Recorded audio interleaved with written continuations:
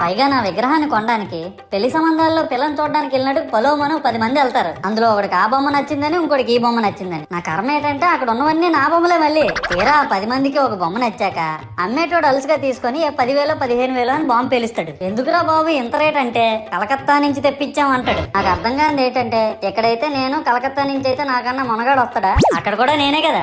ఇలా నన్ను బజార్లో పెట్టి బేరం ఆడి నా మొహానికి ముసుగేసి వ్యాన్ ఎక్కిస్తారు. ఆ వ్యాన్ డ్రైవర్ గాడు నేనున్నానని కూడా చూడకుండా ఏదో ఆలోచించుకుంటూ డ్రైవ్ చేస్తా గతకల్లో గబ్బి గుబ్బి మని తెంచేసి నా కాల్లో చెయ్యి ఎరగొట్టేస్తాడు. ఈ విషయం చందాలు ఇచ్చిన చిన్నోళ్ళకి తెలిస్తే మళ్ళీ ఇరిగిపోయిన బొమ్మ పెట్టకూడదని ఏ బొమ్మ రాసి కవర్ చేసేస్తాడు. సరేలే జరిగిందేదో జరిగింది, నా భక్తులే కదా, కూల్ బ్రో అని చిల్లయ్యే లోపు నన్ను పందిర్లో పెట్టి ముసుగు తీసి నాకన్నా పొడుగుండే సౌండ్ బాక్సులు 2 నా చెవులు పక్కన పెట్టి డీజే గణేష్ బ్రో అని చెప్పి నా పాటలను కూని చేస్తారు. సరేలే పిల్లలు కదా, ఇప్పుడు కాకపోతే ఎప్పుడు ఎంజాయ్ చేస్తారు, కాసేపట్లో పూజ స్టార్ట్ చేస్తారని వెయిట్ చేస్తా ఉంటే ఆ 5 రూపాయల వ్రతకల్పన బుక్ చూస్తే